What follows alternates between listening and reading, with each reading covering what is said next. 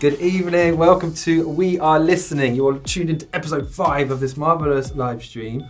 My name's SK Shlomo, and every month I'm inviting super awesome creative people to sit with me and get real. So it's an opportunity, a safe space to talk frankly about whatever's on our minds. It's obviously started from a world of mental health, but we're now going to talk about anything we want, which is like creativity, well-being and life. And we want your questions too. I'm joined tonight by the wonderful Rachel K Collier. Ooh. Hello everybody. We're going to talk to Rachel all about her amazing world, and we want to hear from you guys too. So lots of people are sending questions already. We're going to be online right now talking to you in the comments. So please use the hashtag We Are Listening and ask any questions, interact with each other. This is a community thing. That's the whole reason why we're doing it, so we all feel like we're heard and connected. So please get involved. But yes, this is an amazing thing. Episode 5 is really happening, and I'm really excited to chat to Rachel over here. How are you, Rachel? You okay? I'm good, thank you, Shlo. Thank you for having me on your show tonight. No, thank you so much for taking the time to be here. I've seen how crazy your schedule is, and it's awesome that you can make time to come and talk to us. What's been going on in your world lately? So, what's been going on very recently, my album is currently being mixed in New York exciting. At the moment. Wow. By the amazing Christopher Harris. So that's really exciting. Didn't quite know whether, if that was going to happen, like the album was going to be mixed externally. But yeah, I'm so happy that it is, thank God. Otherwise, I probably would have ripped all my hairs out. Especially all your hairs out one by one. So, but it's still, so I finished the album, which is really cool. And it was like, obviously, what it's like doing an album, kind of the journey has been like up and down, and I've different relationships with different tracks. But I always find that like after I've actually finished something and it's been released into the world, initially I can't really listen to it because I'm like, I don't know, is it good? I have no idea. It takes about 6 months, and then I can be like driving and I might just like put my tune on. I'm like, oh yeah, this is all right actually. I did it. I did a good job. Yay. Survived the 6-month test. But it takes me ages because I think you just get so lost in your own head and your perspective is gone. And someone said before, like about a plugin that you could design, and someone said, oh, I wish there was a plugin where you could have a person in the room with you and that feeling of when someone else is listening. And I like the amount of times now I'm just like, I need that plugin, Yeah. When you want someone to sit next to you and go, because it always changes it, doesn't it? You're always like, oh, okay, that adds like a new way you can critique your music. So I'm finished it. The album is on the way. I'm off to LA in a few weeks, Ableton Loop and a few other things out there. And and I've sort of had loads of live shows over the summer, but it's been nice actually just to crack on and like finish this. And I'm also gonna do a little release of like, I did a live performance the other week of the Cyndi Lauper Time After Time. Yeah, I saw that. That was wicked. I just did it like kind of quickly because I was working with Novation on the release of their new MK3, which is amazing. But I really got into it and I was like, oh, do you know what? I think I'm going to release it. So I may be putting that out as well. It's an extra bonus single. Little bonus tune, yeah. So I've got a bit of work to do around kind of getting that release ready. I've got a bit of a cold as well, so I'm not going to be doing any of the harmonies and extra vocals and things on the production this week, but I'm going to jump in the studio and try and nail that next week as well. That's cool. So I think that's kind of off the top of my head what's happening right now.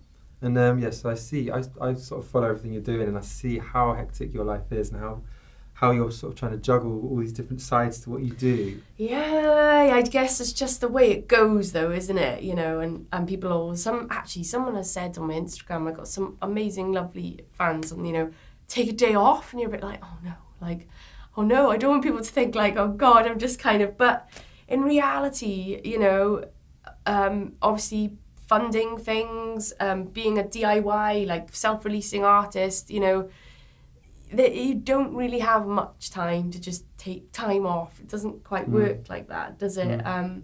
Which is why I'm sort of fortunate to have amazing family and friends and partner and kind of good people around me to kind of keep me sane. Because, you do lose it, don't you?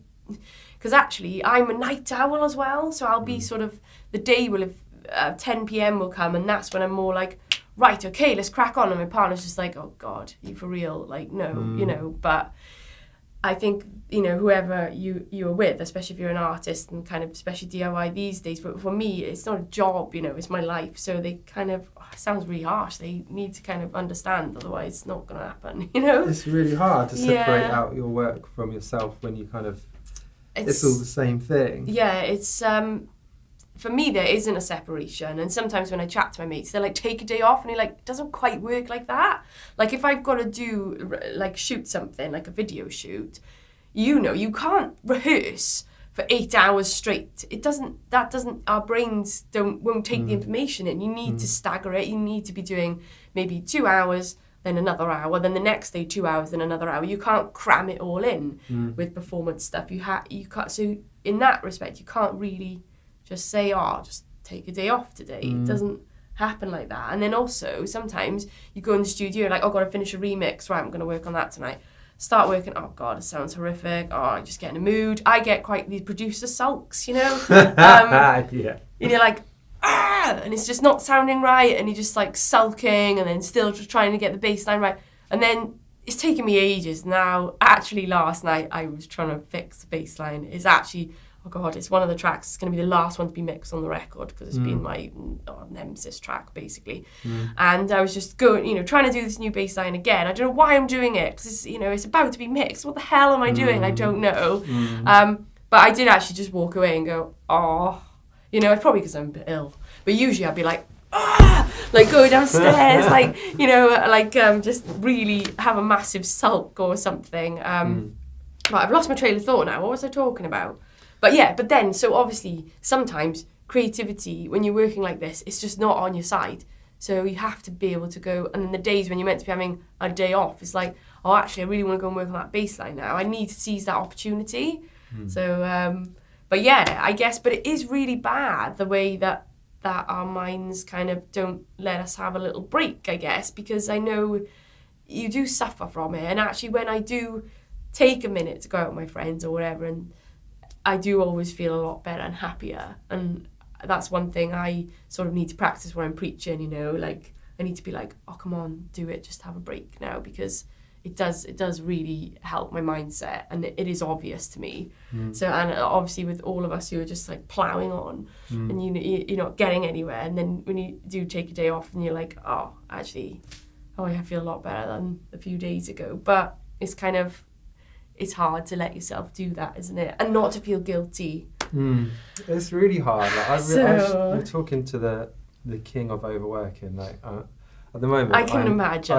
I'm in the zone with it because I've got 6 days left until I go into mixing my album, and I've got so much recording still to do. Have you? Oh my gosh. So I started doing nights because I used to always, when I was younger, I'd always work at night, and then when I became a dad, your world changes. But I've started first I was doing just nights and then trying to take it easier in the day. Now I'm like, well, I've got to do both. I've just got to do day and night, and I have that same thing as you. There's only a certain number of creative hours you can do per day, really. Yeah. But at the moment, I'm like, well, come on, brain, you're going to have to do better than that because this work isn't done yet.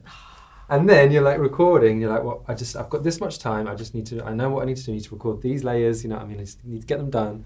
But then you sort of get this creative sidetrack. You're like, hang on a minute, I could do this, and then that takes you another 2 hours, but it sounds sick. Yeah, and it's well, when is this? And then you're like, still haven't done those layers, but it doesn't matter because that sounds good. Yeah. Oh God. Yeah, but that's why we're all hooked though, and that's the creative thing. That's the drug in it, isn't it? Yeah. When you lose the sense of time, actually, that's why we're doing it. You just get lost in that. It's hard to balance, right? Because I hear everything you're saying about take a day off and then feeling like, oh no, I can't because it doesn't work like that. That's not me. So then but then a lot of the advice I've had since I started asking for help with mental health is be kind to yourself, right? Be kind, and that involves downtime and rest and recuperation and eating healthily and sleeping and all this stuff. But then, right, okay, when you're creating and you're in that bubble that you just talked about, I can't think of a kinder thing to give myself than a chance to get there. Yeah, of course. It's so hard to find the time and space to just let it all out, right? Yeah, definitely. So then, and when it's going well, it is the best present ever, isn't it? It's only when you go, and you're on the roll, and then you hit the block, and then that's when it's like, okay. It's the opposite. That's and then that's when you're not being kind to yourself, because then it's like, I'm not good enough. This isn't good enough. This sounds crap. I hate it. You're a I'm failure. a crap producer. You know, like, yeah. And that, maybe that's what we need to take from that. Be kind to yourself. Maybe it's like what I did last night because I was a bit sick. I was like, oh, it's okay. I'm just going to come back to it another day.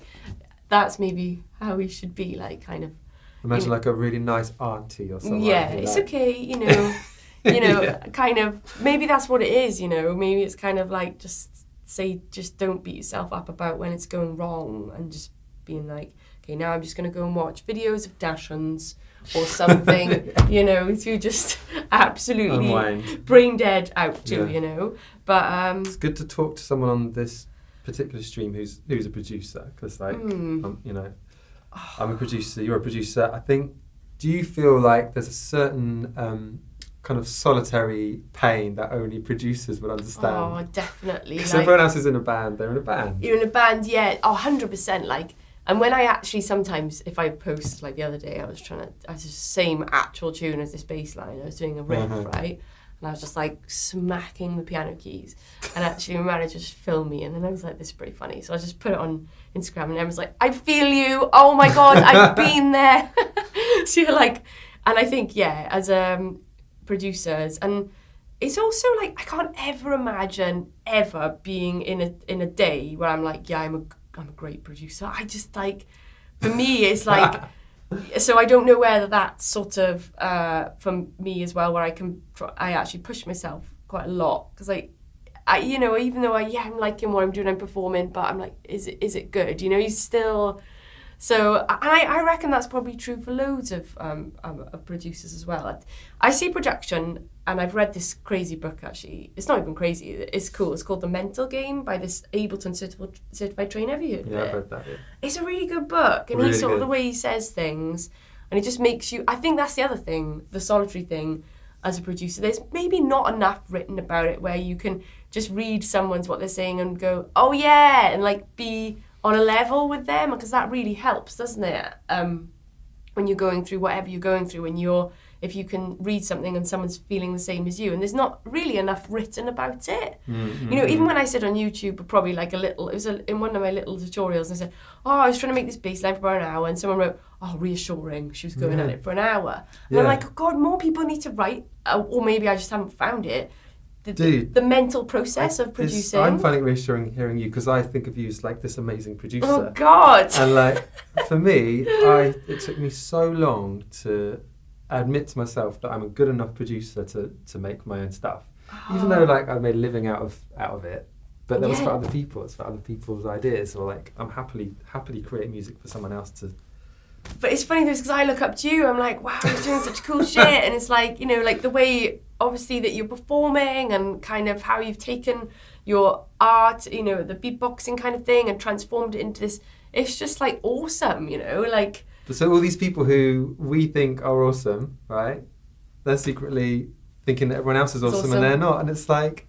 So people are mean to themselves, people are mean, isn't it? But it's not just producers, mind. Like my mates are mean to themselves about how they look, and like, you know, and you're just like, oh my God, like please don't, because you're so beautiful, you know, and like such an amazing person, and you kind of think like, I don't know, what is the world really? Why is everyone just mean to themselves? And then it doesn't really make much sense. But going back to your producer and solitary kind of thing, yeah, I think I don't know. It's just I know that everybody has it, and it's just production is a big puzzle, isn't it? And it's about how patient you are, I guess, and how long you're going to keep going at it. But I would love to be a fly on the wall in somewhere like, you know, the big shop producers, studios, kind of.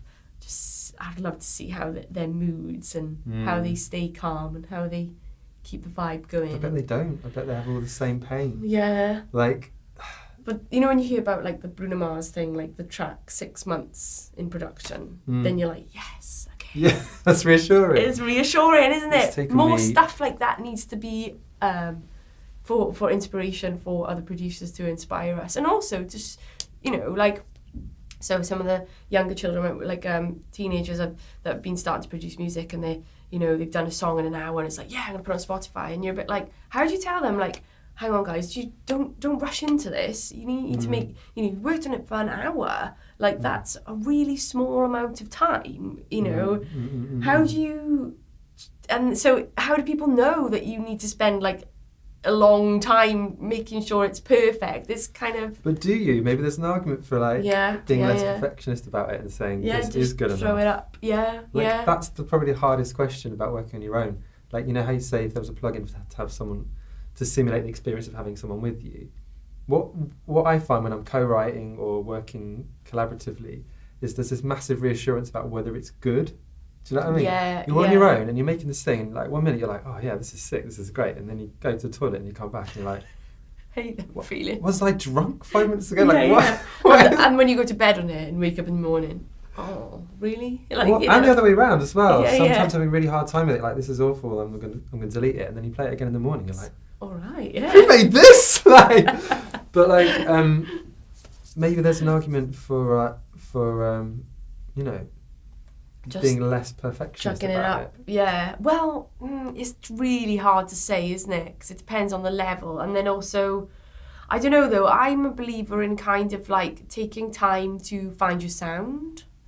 So I feel like, because obviously I've been in the industry a little bit. I was doing all my top line stuff and kind of working for other producers and just doing the melodies and the lyrics. And I remember some of my past managers being like, "It's time for you to release your own record." And I was like, "Okay, cool." But then inside I was like, "I can't." I was like, "What is it?" So you started out, you weren't being a producer, you were being a singer. I studied music technology at college, which was awesome. We did like sound design, kind of everything, pure data, Max MSP, like loads of innovative kind of recitals that like nobody'd ever done before. Oh, it was mental. Amazing. It was a bit of a mental course, but it's very creative. And initially, the first project, I remember it because it was like, what the hell is this? It was like, make 10 compositions, 30 seconds long, no pitch, rhythm or time. So I was like, wow. Now me coming from like a songwriter, because I wanted to do that course because I was using tapes,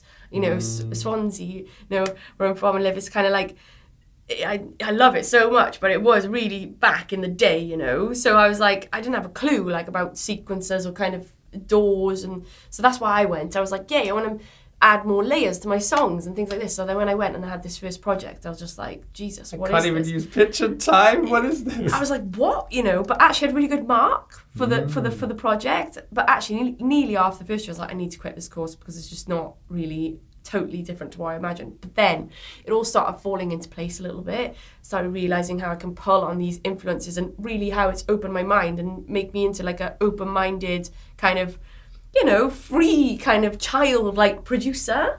So actually, so that was amazing. So I spent a while doing that, 4 years there. And then when I first moved to London, I had like, a few different bands and God knows what. But I ended up, to cut a long story short, because it could be over 10 hours otherwise, I ended up sort of meeting my first managers, and they said, what you do? And I said, I'm a songwriter.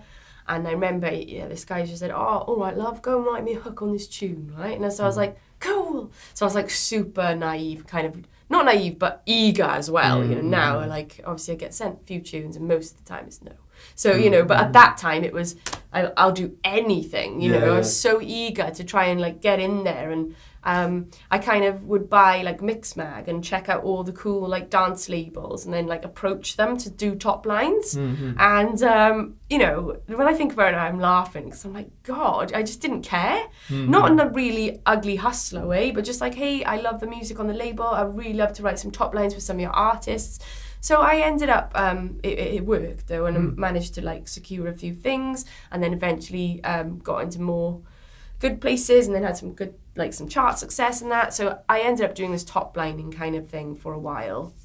And, but... were you singing as well as top lining? So I was writing and singing, and like recording, but I really loved the kind of, I like the cutting up or being in the sequencer. I was confident within any DAW kind of things. We used Pro Tools, Digital Performer, like Logic and Ableton and all these kind of. So I was confident, and I was just using Logic and just doing all this top line stuff. But I don't know, I was getting bored. I was just like, oh man, I want to write my own songs. I want to put my own bass in, or put my own. And it got to the point there where I was getting sent so many beats, okay, and you know, you listen to them, and some of them would be shit, to be honest. I was just like, this is crap. I can write a better beat than this, and you know, and so I'm not really gonna spend my time singing over this. Sounds really idiotic, but.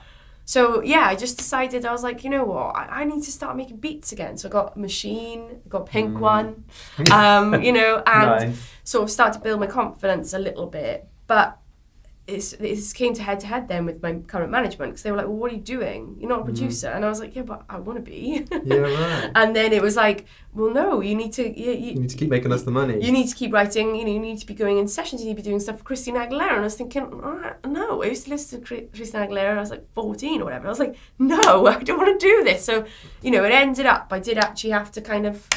And that was a really big deal, because when I was first in London for a bit, and I was like... with my manager, I thought that was it. That was my life. I was doing, you know, I was like, okay, this is it now. So I really sort of had to just be like, oh, okay, whatever. But I was lucky enough I was working with a few people at EMI, and my manager now, Ben, he was the one who's shown me, he was like, oh, dude, like, why don't you produce in Ableton? And at college, I had only been using Ableton for live stuff, so I was only using Session View, right? So I was like, oh yeah, I love Ableton. I said, but, you know, I can only do like this live looping kind of thing. And he was just like, hit the tab key. And I was like, no way. I was like, oh my God, are you serious? So then that was it then. I was like, oh. There's a whole world in there that you didn't even know about. So I was like, oh my God, this is mental. So then I just had like my machine, I had Ableton, and I started getting back into it. And then, I think it was kind of fearless. I was sort of doing bootlegs and things. So, you know, I was kind of a nobody. I was like you know, yeah, I've done top lines and that, but I'm not a producer, you know. And, but it was, yeah, and then from then I kind of just sort of stopped doing kind of top line stuff. Now, with the top line stuff, it really, really depends on circumstances. Like, if it's somebody I really know and that I love them and I love the beat, you know, but also I can't really justify spending 2 days working on a top line for someone for nothing. It's like I need an upfront fee if you want me to write for you and do that, because I'm going to put love and effort and time into it, and I don't have 2 days to just do that on for no money really, and kind of just to do that when I could be doing 2 days on my own production, you know. So so going back to the craft and your sound, so I feel like yeah, and then I started to just get into it a bit more, try and find out like what I like, what is RKC, what is my sound, and it's taken a while, like, you know, but I think it's cool to do that journey, because then it means when you get to that place, you can sustain it, because that is who you are. So obviously things change, and like I might go down some kind of other crazy routes, but at least I got like I know who I am now, you know? So I that's why I maybe don't say like, do a couple of beats or whatever, you know. Yeah, I mean, of course you could probably just upload them. It doesn't matter, but it's good to, I don't know, just don't rush into it. Do it and craft it a bit, and like, you know, play it to people, get feedback. If someone's like, if you're like some kind of 16-year-old amazing whiz kid, like, you know, Flume, I mean, how old is he? He's so super young, 19, 20, whatever he is. And he's obviously just an amazingly talented producer, a musician, and I don't know who he's played it to, and it's just gone boom, you know. So I don't want to be saying don't do that if that's you. No, he's put the hours in though. Like he's not done that in an hour. No, Flume exactly. is a craftsman. Yeah, he's got all his envelope following kind of crazy stuff, and like and you know, and but as a producer, and you can relate to this, slow, isn't it great when you listen to a production, you're like, how did he do that? How did she do that? That's like, so cool. Then you get to learn, you get to go and dig and find out. And then yeah, so I feel like these days when I get sent a beat and it's sort of like standard kind of beat, and it's just kind of like, you know, probably a preset from Diva or something, and you're a bit like, oh dude, like, no, I'm not, this is, you can do more. Yeah.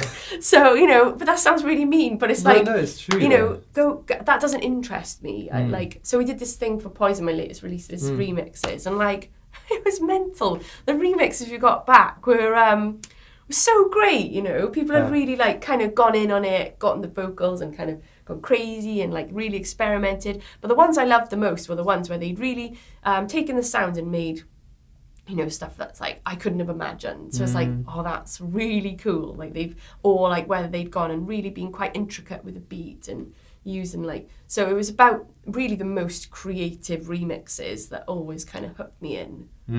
So that's awesome. Guys, if you've just tuned in, yeah, sorry, I'm just watching kind of going for it here. Episode 5 of We're Listening, and if you're wondering what the hell we're talking about, I'm with Rachel K Collier, and she is telling us all about the world of being well, an inside my Ableton head. Jedi. This is someone who's gosh, to know about that. outgrown her previous career as a Yeah. top liner, writing music for other people and singing it as well.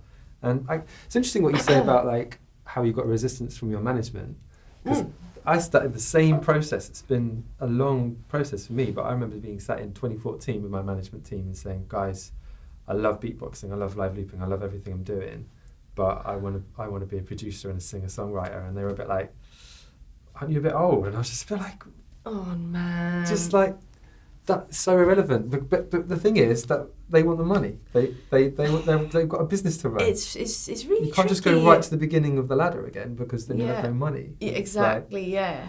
But and you're probably earning them quite a few bucks as well. I was then. Yeah. But it's like, if I'm gonna only do what makes money and doesn't challenge my creativity, then it's not sustainable. It will dry up. Like, yeah, it's ultimately, not. that isn't a good business model. Like, if you've got talent, you've got to nurture it and you've got to let it grow and you've got to let it change. You've got to be happy, haven't you? Otherwise, you know, like, oh my God, it's so sad. Like, the amount of kind of, I saw my friend Kelly Lee, amazing vocalist and songwriter, and now releasing stuff on her own label. She's absolutely smashing it.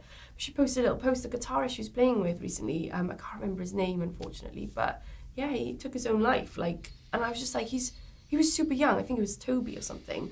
I just saw that, and you're like, my God. You know, if you've got some kind of management, I mean, look at Avicii. Yeah. It's just like kind of pushing you down this route where it's just not you. It's not sustainable. It's never going to work out. And it's kind of like, and also you've got to be strong enough to say, sorry, no. Because that's also really hard to be like, not doing that. I've had quite a few different managers now. Like, I really have. Like, and then now it's easier to be like, nah, it's not working. I'm not doing it. You know, but it's also quite a big deal as well. Like, it's quite scary. Like, oh my God, yeah. Like, they say a management deal is like a marriage. Yeah. So you're like, you really do need to really think about it a lot. You need to know it's going to be right before you go in head first. You know. So yeah, you learn a bit about the industry, don't you, as well? Just being in it, and it's changed so much actually since those days I was doing the top lining kind of stuff. And I'm really, oh God, I sound like an idiot. I'm really happy that I am a strong enough person to be like, no, thank you. I'm not going to do that. Because I could have easily just been like, yeah, I'll do that. Yeah, I'll do that. Yeah, I'll do that. Yeah, I'll do that. And then just be like, like. Yeah, and then you end up like, even though you're doing something creative, it's like a day job that you're not enjoying. That you're not getting paid for either, because it's all on spec. Right. So it's like, so you only sorry. get paid if you create a hit. This is why I was like, no, I'm not, you know. But then obviously my music lawyer as well is amazing. Martin, who's just like, thing is, Rachel, you know, write 1,000 songs and, you know, that one or two that will just make you millions. I love that casually. Oh, could you just write me 1,000 songs? Yeah. Yeah, sure. I'll just, how many years have we got to do that? And you're a bit like, oh, yeah, no, but actually I don't even want to write over these crap beats, so it's kind of not fun then, you know? So, so crafting your sound and kind of finding yourself and doing what's you, and then you can sustain it, and then you're happy, and then even if you're skint, at least you're having fun. Yeah. So, well, Rachel, I've got some questions for you from our lovely watchers, our viewers online. Thank you for sending these in, guys. It's always good to take these. So here's one from Twitter from at Becky Owen. Becky says, where would Rachel recommend aspiring electro producers with a strong DIY ethic and limited resources to learn the craft as if from scratch? So, yeah, cool. Someone who's just starting, they've got no backing. How do you even start? How do you begin? So, like, obviously, electronic producers, I know I might seem a little biased, but I would start with Ableton because it's very user-friendly, it's very intuitive, and they've got this amazing website, the Ableton Learn Music. Have you seen that? No, I haven't. It is so good, right? Because it's not just about the technology, it does the music theory alongside it. So it kind of teaches you like how to build a track sort of with bass, chords, melody, drums, but it does it in this kind of session view hinted way. So you're learning about song structure and production at the same time kind of learning how the Ableton process works. And it goes so detailed. It's in beta at the moment, but it's online. And when I was actually working with the teaching in India, I used it in my sessions because it goes deep. It goes into your modes. It goes into like stuff that you do not need to know really, just to create like an electronic track. But the Ableton Learn Music, we'll have to give the links. And so that's an amazing place to begin. And then Andrew Huang is just a dude. Like he's got this whole playlist now on YouTube dedicated to education, where to begin, what do I need in my studio, telling us the cheapest sound cards we need, sort of 1 or 2 inputs, kind of the basic speakers, or you don't even need speakers, you can use a pair of headphones, so your basic sound card. And so if you're starting out, you can get like a Focusrite kind of 2 in, 2 out for about under £100, can't you? Like, I don't know. Yeah, I've been using that for my whole album. Yeah. So Scarlett. Yeah, so and they're quite pretty as well, aren't they? Yeah, neat little things. lovely. So you've got that, and then obviously, and it is annoying. I know we do need a computer, but then Ableton, if you're a student, you get the student version, or there's also, you can download any sort of MIDI controller that you buy. You can get the Ableton Lite version if you just want to maybe test it out, try it out. So yeah, sound card and Ableton, that's all you need. And then it's nice to have a MIDI controller, just because, instead of playing your keypad keys on the computer, it's always a bit nicer to actually play the piano keys. And then if you're learning a bit about theory, just maybe to play some triads and things like that. So yeah, the Ableton Learn Music, Andrew Huang. And then like when you get a bit more into it, obviously I'm trying to think like, yeah, you'll know what you want to learn. So it's the type of things that you will Google, and then there's obviously so much stuff on YouTube. I'm doing a few more tutorials talking about how to set up live show, because I feel like people are really interested in how to do that. But yeah, I would start with those 2 places, and and Get the Mental Game, that book by Jason Timothy it's an ebook on Kindle, isn't it? And that book might sort of help your mindset as you begin to produce. That book helped me a lot, actually. Yeah, it's really good. There's another book that he talks about in the book. Yeah, what was that one again? It's called The War of Art, and that really flipped my world upside down. Did it? Okay. Yeah. Oh, wow. Yeah, I haven't read that one, actually. It's really good. But I love a production book. There's a really great book that I bought. Oh my God, it's like the Dance Music Manual. It's by Fact Mag. It's like a landscape book. And that and I got it, and it sounded a bit, like a bit of an idiot, but it's maybe, I don't know, it's a little bit basic right now for me, but I've kept it for actually if I ever need it to take it to reference, to teach, to kind of show other people about production. So that book, I'll have to give you a link as well for that. That's a great book. It's like a Bible kind of thing. So, and I've also got this really nerdy little book, effects and processors. Sometimes if I'm just like falling asleep and need to knock myself out, I just like read some kind of random LFO pattern or so like, but yeah, so books are cool. And, I'm trying to get to grips with Premiere at the moment. I'm still an idiot and I just want a book. So I like them. It depends. But then they're all really old school now, and they're like Premiere 5. It's like, but and there's another amazing Ableton book, which I can't remember the name of it. Oh God, I'll have to give you some links because there's. We can post these up. So we're recording this in advance, but we're watching with you right now, and we'll post this up in the comments. Yeah, I'll post it up now. Actually, as I'm talking, I'll post this up in the future. Magic from thin air. Yeah, but so, but I think like the only way you can get going is by getting going. I don't necessarily think you need to go and sign up to like a course or whatever. But it's just a female, isn't it? Where's she based? Becky, I don't know. Because there's like producer girls workshops, and there's like obviously in Bristol there's like the Saffron Records they run. There's loads of like, so if you get on an Ableton community, the Normal Not Novelty Red Bull initiative, there are definitely opportunities and free workshops that if you're just starting out and you feel like, I feel like I want to be in a bit of a community, it's worth doing a bit of research into that as well. And that they'll be free. So, yeah.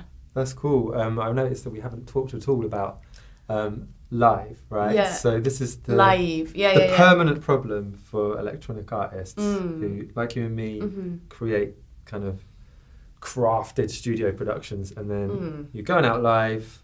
You don't want to just hit play. No. Can't be but doing also that. you don't. You still want to create that epic sound that You you still made. want to have the textures that you have created. Yes. So yes. I'm struggling because, like, I always came from my background was everything was live. Everything, like, I even would explain to the audience and show them everything I was doing in case they didn't believe that it was all live. Like, I was paranoid about it. Oh And God, I then- still have that though as well. Yeah, and it's like, once I realised that actually the audience don't really mind, they just want to see you in your zone. Yeah. Then now I'm like, well, I don't actually care about any of that. I just want to satisfy myself. Yeah. And for me, having now introduced more and more clips and pre-prepared music from the studio stuff, the main thing for me is that if I can't surprise myself somehow, then I don't have so much fun. If it's just like, if it's a linear thing where I know that when the song starts, I know what's going to happen between then and 3.5 minutes later. Like, so now I'm like throwing it all out again, which I know is normal, right? I know artists do that all the time. Yeah, of course. What kind of throwing Picasso out, does that. like, how do I do this? Kind of, how do you mould it together? Like, I feel like maybe the answer is to do a live interpretation, right? So imagine if I had a Rachel K Collier track that I really loved and I was like, oh, I'm going to do a live version of that. I wouldn't bother about trying to find out exactly what synth you used or sequence it just like you did. Yeah. I'd make like a live version of it. That's what I do. Do you do that to your own music? Yeah. So like, and actually, sometimes I do it and then I'm like, damn, that should be in the track. That should have been the track. It always happens. Like, I'll make the radio edit, then I'm like, yay, cool. And then I'm like, do all this kind of live stuff, cut all stuff up more, the way things are loop triggered. I'm like, oh, damn, that version's better, you know? And the way you sing it as well. The way you sing it, live. it's differently. And so it's kind of, but it's nice, because for the record, actually, I remember when there was this one song called And I Breathe, and when I was playing it live, I was sort of like doing a synth solo and all this cool stuff, and I was like, oh, I'm putting the record down. So it's got this mad synth solo at the end. So sometimes it can work if it hasn't been pre-released. But like Poison, it was released, and then I did this live version. I was like, oh, I really like that ad-lib. And at the time, I can't think of the ad-lib. It's only when I like pull it all apart and recreate it or do an interpretation. But like what you said about the sounds, so I'll try to actually, as time's gone on, it's kind of been that my synths that I produce with, I actually play live with. So it's kind of worked like that. But what I'll do is I'll just be like, well, I want to play the chords of that part. I haven't got my whatever that is right now. I can't take the Novation Peak on stage. So I'll maybe try and, if I'm not going to trigger that exact sample, I'm not going to put it back into MIDI simpler sampler just to play it on the tiny MIDI keys. I'll just find something that works on my King Korg or a live interpretation. So you're using a lot more hardware to play the. So I've been sounds. I use hardware. I use the Mini Brute and the King Korg, and the King Korg is super cool because it's got a load of presets, but it's got everything. You've got all your ADSR. You can totally mold your own sounds. You've got all these amazing delays and reverbs and different like amps and sounds. So what I do is I craft all my sounds and then I can save them all. So they go from like 211, and I put the sounds in for each sound throughout the set. So then I can you just scroll through them. I just scroll, and it can be in some songs I use 3 sounds, but just hit it. I initially had a pedal to change them, but I found it too weird, so I just do it with my fingers really fast because I've like obviously got used to kind of triggering stuff, and now I just flick the sounds. And that was something I had to practice, was the transitions in between songs. Like when I need to flick that sound, I might need to pull my square wave down on the bass because the bass doesn't have presets. So I mainly use it for like a sub, and I got my square wave and just play with the cut off, just a bit more effects. But also everything runs through Ableton, so then I can add Ableton effects on the hardware. So there's obviously like reverbs and delays and stuff I can have on my bass synth if I want to drown that out, on the King Korg as well. So really it's endless. But what I like about the hardware is there's less sort of fiddly kind of changing the MIDI sounds, and also on the CPU it's just audio. So it's kind of a lot less effort for that. And then so mine are like live interpretations. I try to play, so what I do when I'm trying to organize a live project, I'll put everything in red that I can play live, so obviously vocals, and then delete it.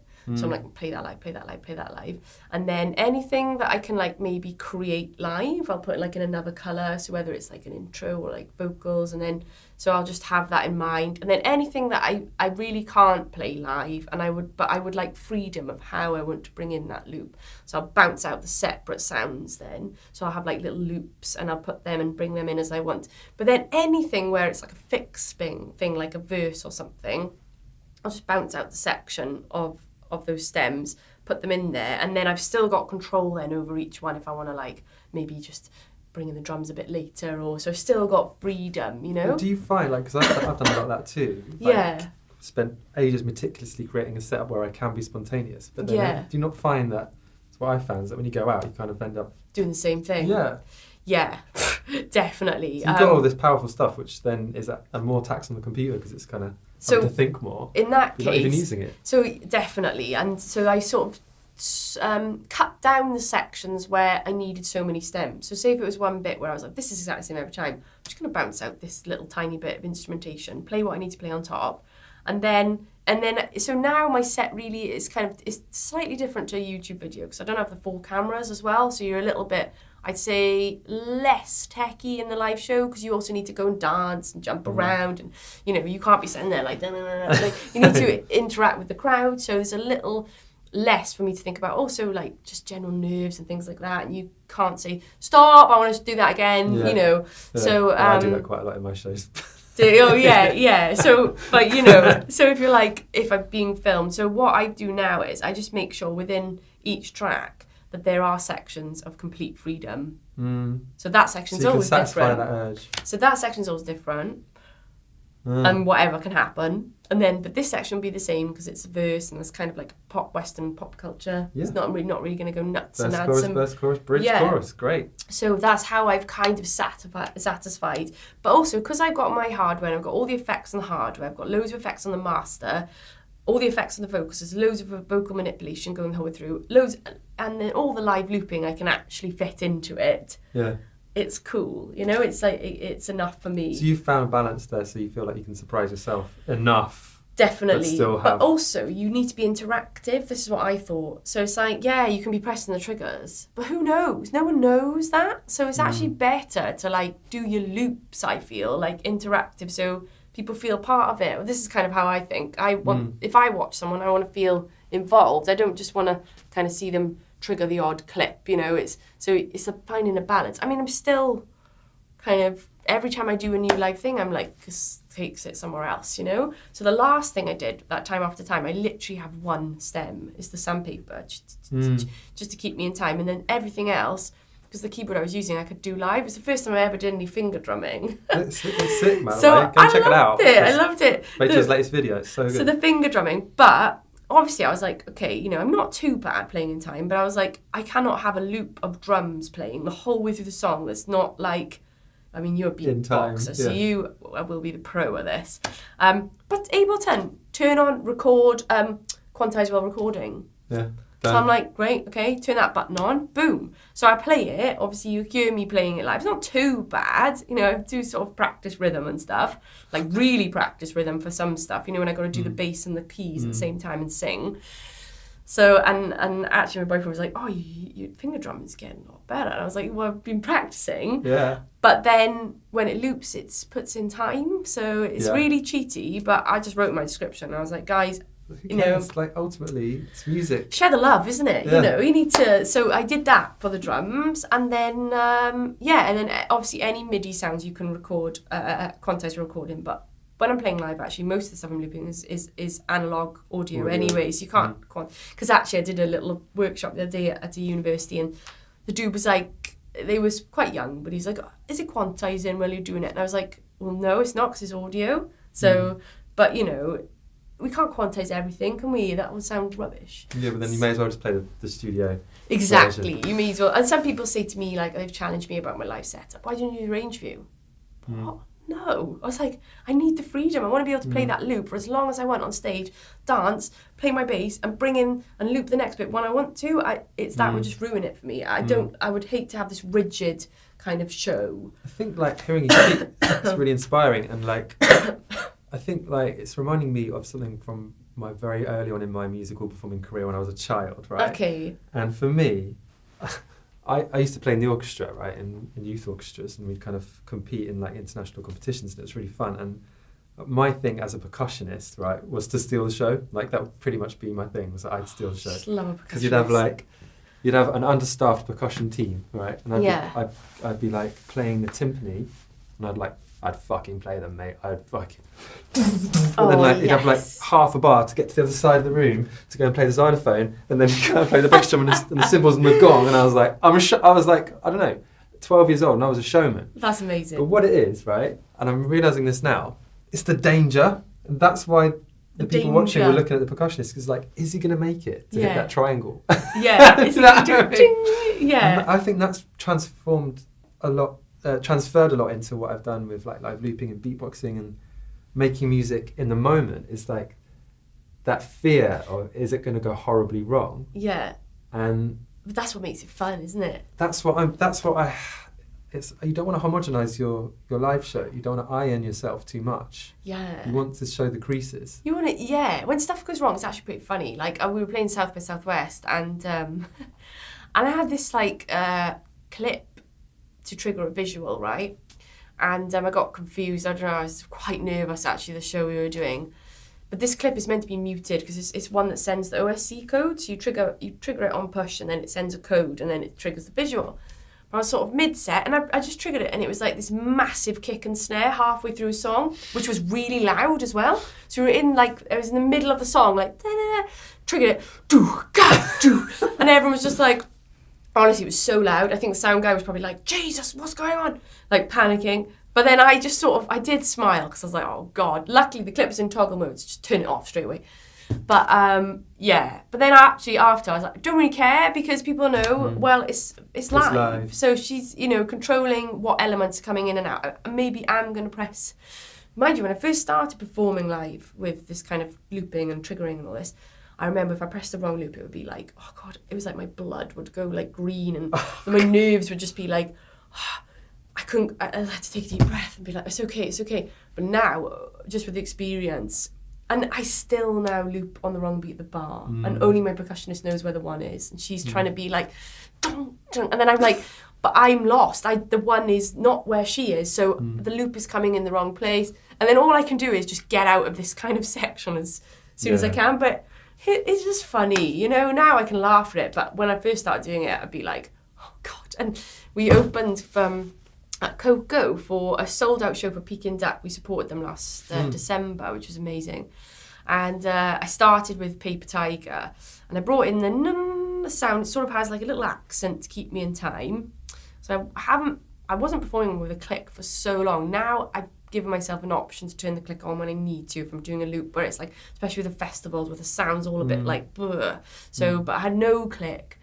And I just got so excited. I was like, I fucking doing Coco, yeah! Like, just screaming, whatever, probably swearing too much, just getting really excited. But where's the one? God knows. So I start to do this loop, and then I loop it back, and it's just so wrong. And my percussionist just looks at me, and I'm like, oh, shit. And then I'm just like, so all I could do really was just get out of this scene. And this was the intro of the whole bloody set.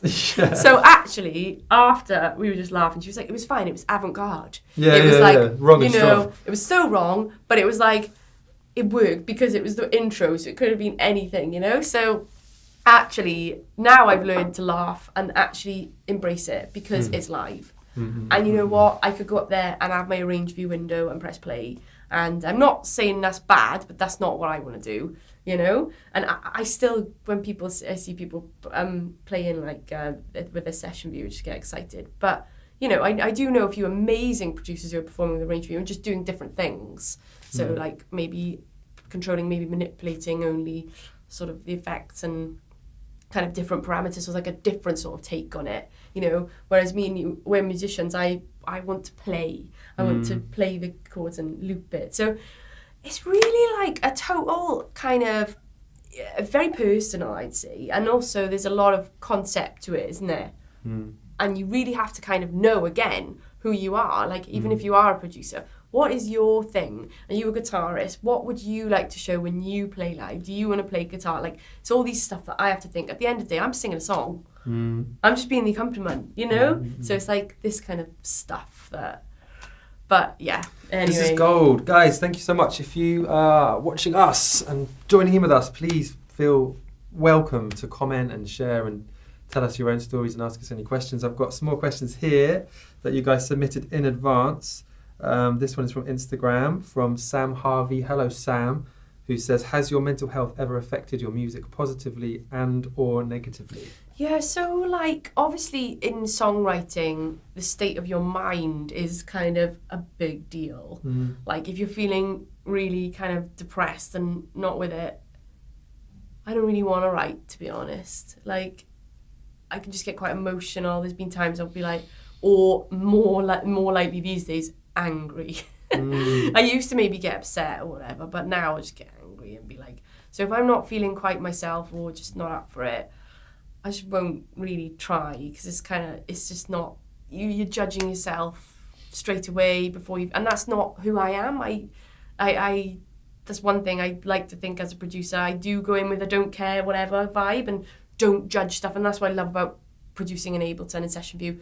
We're not going chronologically now. It doesn't matter if I play 7 sets of chords and only use the one from the last thing. You don't have to decide there and now, and I think that's really important when you're creating. But obviously if you're not in the right frame of mind, then yeah, there has been times I just don't really want to write, you know, and sort of kind of, yeah, not up for it. And, you know, if I'm honest, the main things that have affected my mental health and my career is the industry itself, which everybody who's in the industry will be able to understand. You know, you're kind of going at it with your kind of creative electronic dreams, and, you know, it's just sort of, if people aren't getting it, or if nobody likes it, or, you know, you get all the music business stuff. I really try to keep out of it because it gets me down. Like, I don't like it. I prefer to just be like, yay, I'm going to go and trigger something and finger drum and play with my synths, and then I can keep it childlike, keep it kid-like, keep it playful. But, and then if it's affected it positively, I mean, like, so as a songwriter perspective, yes, when I've had some bad times with people or good times or whatever and experiences, which, yeah, it would have affected my mental health in some way. If I'm feeling strong enough to go and put that into songs, then I'd say that would be a positive way, because emotions, isn't it? In my music anyway, it's emotions and that I felt or experienced, and they will come from my state of mind and my mental health. And so, yeah, there are a few songs I've written that like have been kind of the aftermath and in hindsight and of how I was feeling at that time. Yeah, that's cool. And I've got one more question here, which is a really juicy one, which is from Facebook. It's from Alexander Constanza, who says, hey Shlo, have you seen the TEDx talk on strangers' answers to the psychopathic test? It provokes interesting points. For me, a question provoked from that talk in America: mental health is talked about a lot, and this has led to overdiagnosis of many conditions such as childhood bipolar. Do you think the clinical world lacks the spiritual understanding to truly help and heal? So thank you so much for the question, Alexander. Myself and Rachel hadn't seen the TED Talk, but we've both watched it since. Yeah, I watched it. John Ronson, if you haven't watched it, it's very provocative because he kind of went on this journey and wrote a whole book about meeting people who were mad or psychopathic, and he talks about how there are so many different definitions of mental disorders. It's kind of scary, in the isn't manual, it? That whenever you read it, you think, well, I'm definitely mad. Yeah. And he kind of summarises by saying, well, we're all kind of psychopathic in a way. It's a spectrum. But this stuff about how like there's 4-year-old children who are being diagnosed with bipolar in America. Like, what are your thoughts on that? I just think that's insane, to be fair. Like, you're still a kid. You know, kids are kids. Like, you've got to... you know, I'm fortunate to work with children, like, and things like that. And you think sometimes they do your head in, but you've got to just always go, oh, hang on a minute, they haven't actually grown up yet. They don't know necessarily what's right, what's wrong. If they've got a mad temper, then they've got a mad temper. You know, it's kind of, I don't know. But then on the flip side, I saw this program the other night about transgender kids, right, that are being, obviously little girls saying, I want to be a boy at that small age. And you watch that program and you are like, well, I don't know, if they're that small and they know that, then maybe that's that, you know. Of course. You have to, and then you can't say, oh, they're kids, they don't know, because if they have that strong feeling, because when I was a little girl, I didn't think, I want to be a boy, you know. It's kind of going off a different tangent here, but But things like some of these mental health issues, like stuff is just, and it's horrible, isn't it, that things have to be black and white, because that's not really how the world is. Like nothing's black or white really, so You're it's not either mad or sane. It's just we're all mad and we're all sane in different portions, in different moments. Yeah, and I think to diagnose kids at 4 years old, I think that's just a bit extreme, isn't it? It's kind of, I don't know though. I'm not the parent of maybe it's got a kind of child that may be a little bit difficult, so they might be listening thinking, oh God, she doesn't know what I'm on about, which I'm not a parent, so it's such a delicate subject. Yeah. Like, I felt a bunch of emotions when I watched that TED Talk, because I felt like he was quite openly mocking a lot of the people who he met, like getting laughs. Okay, yeah, I didn't. He was really funny. It was a funny and entertaining talk. But I remember feeling a little bit like mixed about. I felt a bit defensive of the people who were mad. I couldn't decide whether he was criticizing or trying to like help. It was confusing, because then at the end when he says he doesn't go for a drink with the dude, who they let out of prison and spoiler alert. Yeah, spoiler. Sorry, it's a bit like I just got a bit confused about the message actually. Yeah. But he kind of said I didn't, but would you? He kind of wanted you to ask yourself, and like it's so difficult. Like have you ever looked through the what is it, the DSM, the manual of all the mental disorders? Like it's really hard to look through that and not think, oh my God, I am sick. It's interesting now. I feel like with the sort of the social media world these days, I mean, it's not easy, is it? It's kind of like you need to do it because everyone's doing it, and it's sort of.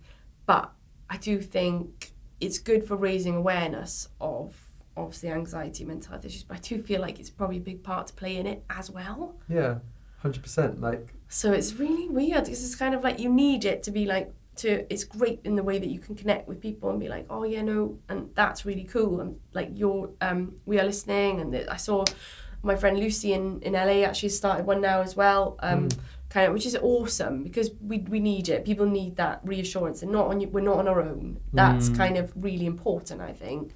But then at the same time, it's a complete contradiction because it's got all these, everyone's showing the best parts, the flawless side of their lives, which just makes everyone else feel kind of crap. So. But also the people are posting it, like you get this instant feedback of how many likes you've had or whatever, of how good you are, if you're good enough. It's really crap, isn't it? And it's still really cliche, but like still a selfie, you know? I just like, some people are being quite funny now and witty on their Instagram. Like I saw a girl the other day, she was like, I'm shredding followers, so, fuck it, here's a selfie. Like, but I was like, that's amazing. Like, so honest. But then it takes you down this whole route of like who you should be on social media. Like, oh my God, and that in itself is enough to cause you stress and kind of like, my dad the other day, he was like, I didn't know what stress was till I met you. And I was like, Dad, you raised me for one, and worrying is the same thing. So, because he's a worrier, right? So I'm like, I'd give him a row for that. I was like, you offended me. I was like, but obviously... Nothing to say to your own daughter. Oh, he's funny. He's brilliant, my dad. He's top. He's like number one. I speak to him every day. And like, so supportive, That's and amazing. he knows how hard it is. He knows how hard the music industry is as well. And I think there's loads of things today now as well. Like obviously with Spotify and everything, it's incredible. But music is now really in abundance. Whereas back in the day... it wasn't so much, So there's all these kind of crazy things which is not great for artists' kind of mental health.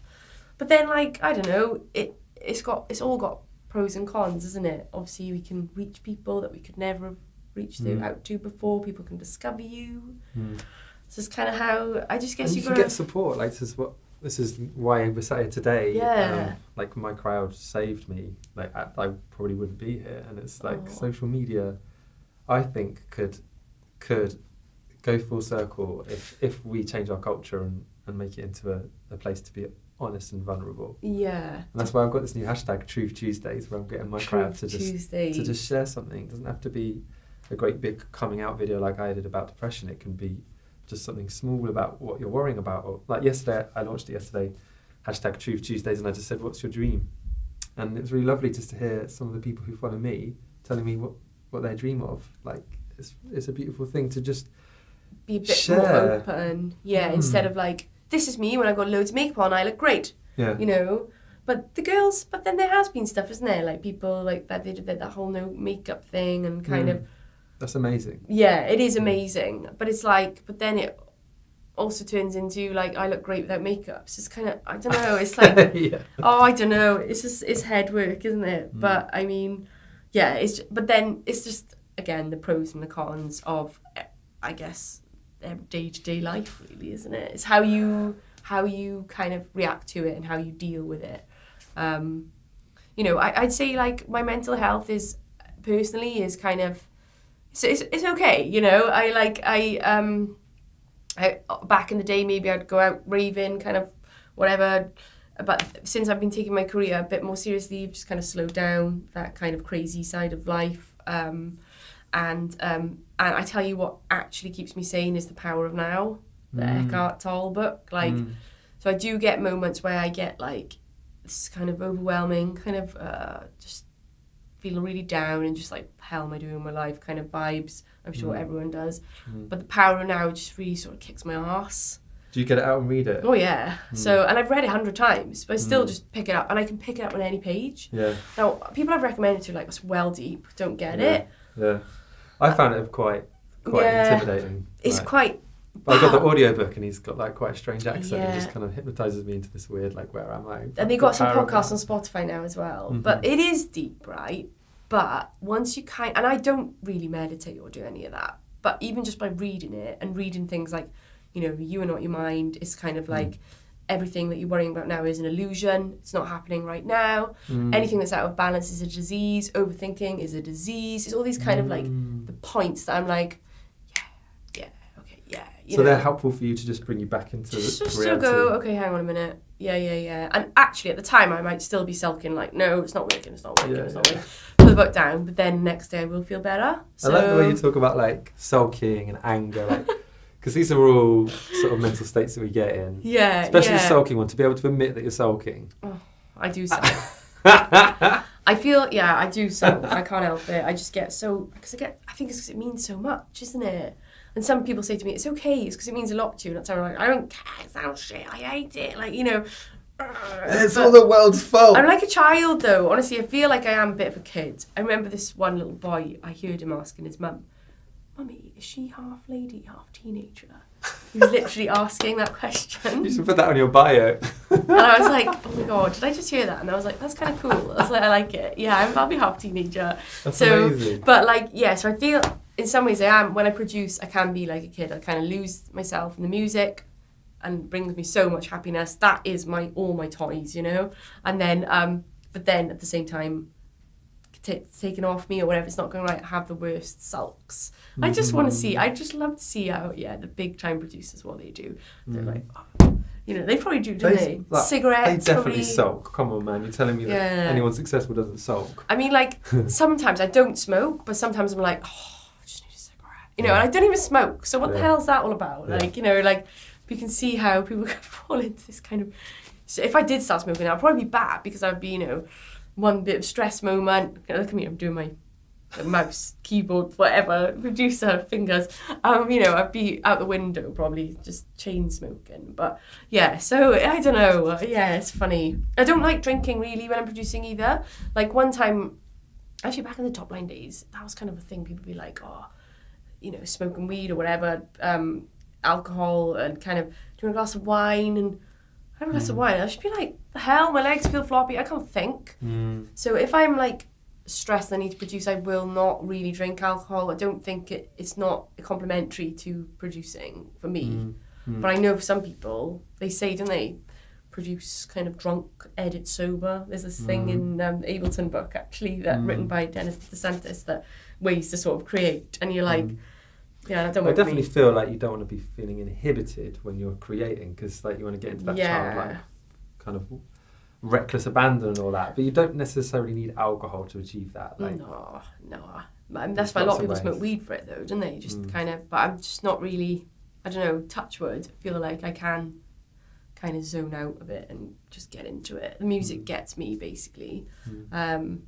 I was saying yesterday, it's like a curse and a blessing, because it's sort of like a blessing in the way that it just brings me so much joy and feel so passionate, but at same time, there's nothing else for me.